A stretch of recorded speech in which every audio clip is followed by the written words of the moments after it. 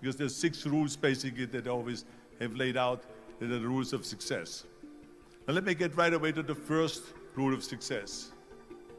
The first rule of success is to have a vision. You see, if you don't have a vision of where you go, and if you don't have a goal where you go, you drift around and you never end up anywhere. It's like you can have the best ship in the world, you can have the best airplane in the world. If the pilot or the captain doesn't know where to go, it would just drift around. It would not end up anywhere, or most likely in the wrong place. I couldn't see myself becoming a farmer or a worker in a factory or anything like that, even though my parents wanted me to stay there and have a normal life. My father wanted me to become a police officer like he was. My mother wanted me just to stay there and marry a girl with the name of Heidi, hopefully, and have a bunch of kids and run around like the Van Trapp family in The Sound of Music. But that was their vision, not mine. My vision was totally different. I felt that I was born for something special, for something unique, for something big. I want to become a bodybuilding champion just like Reg Park. I want to get into movies just like Reg Park. And I want to make millions of dollars and be rich and famous just like Reg Park. So let me tell you something, visualizing your goal and going after it makes it fun. You got to have a purpose no matter what you do in life. You got to have a purpose. So that's rule number 1, have a vision. Rule number 2 is don't listen to the naysayers. Don't listen to the naysayers.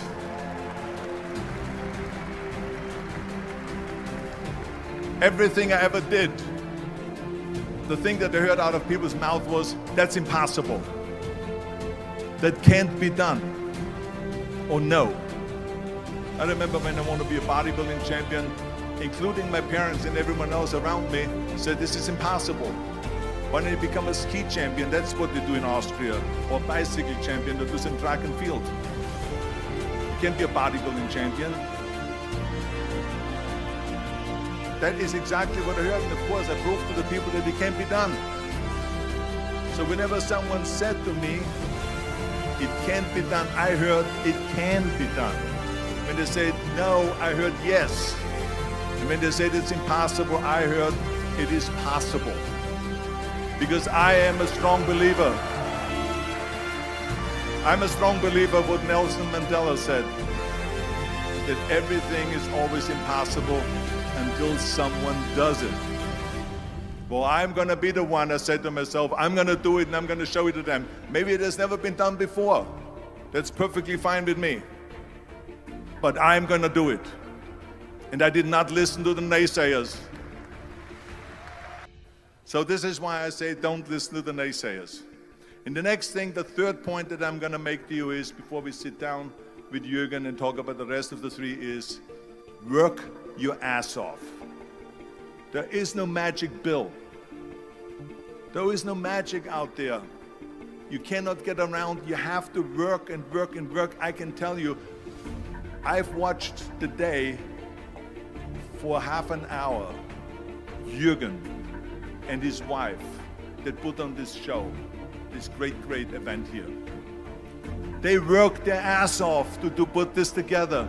All year long they work and they work and they work. This does not come together by itself. When people say we don't have the time, we have 24 hours a day. We sleep 6 hours a day, so that gives you still 18 hours.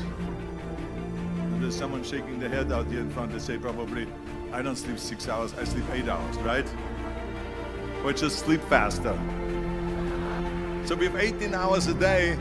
The average person works around 8 to 10 hours. So let's assume it's 10 hours, so we have 8 hours left.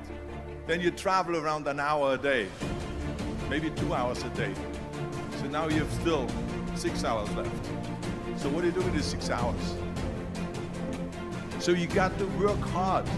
I mean, let me tell you something, when I went to America, I went to college,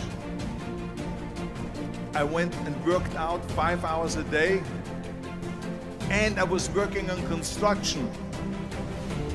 Because in those days in bodybuilding, there was no money. I didn't have the money for food supplements or anything. So I had to go to work.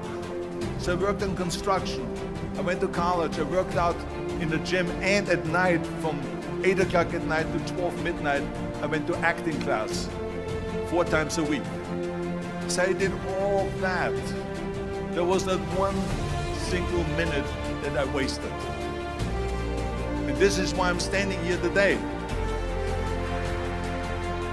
I became very friendly with Muhammad Ali in the 70s.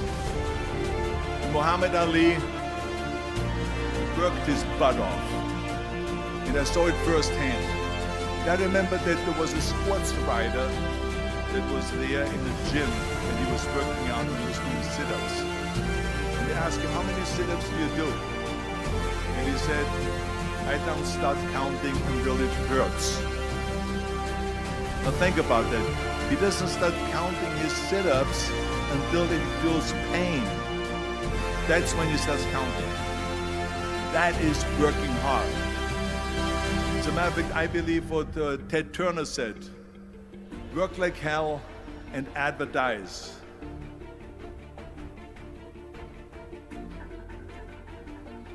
You get it?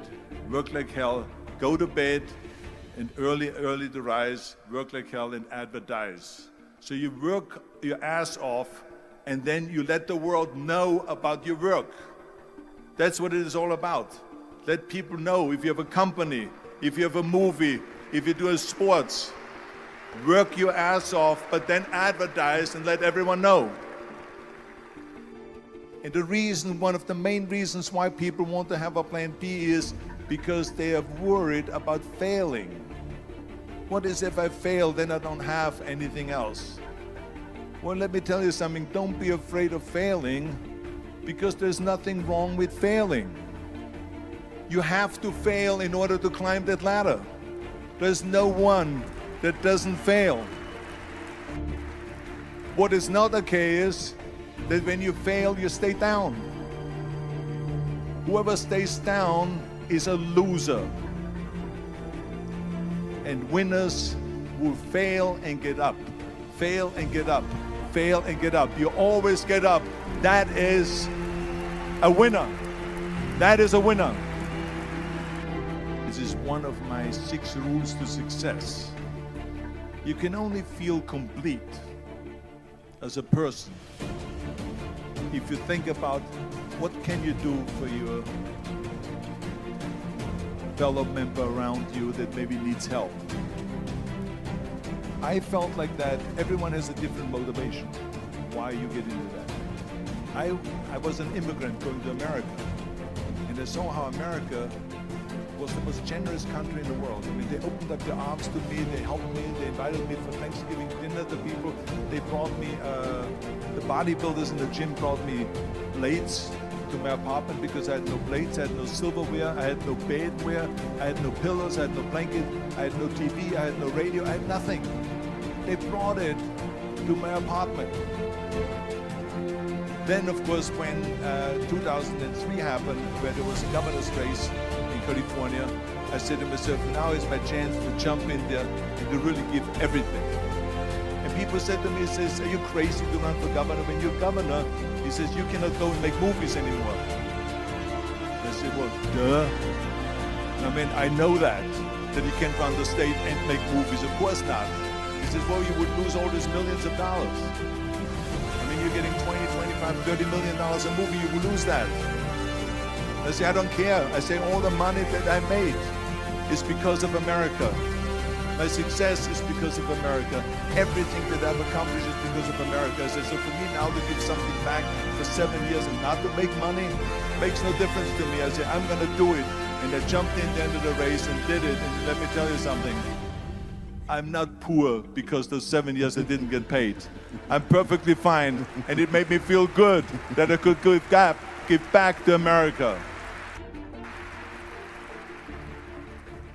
I remember that everything I did always needed help. Think about it when someone says, Arnold, you're the greatest self-made man.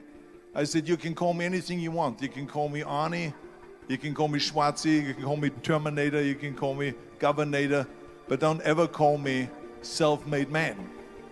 I said, because I did not get to that point by myself.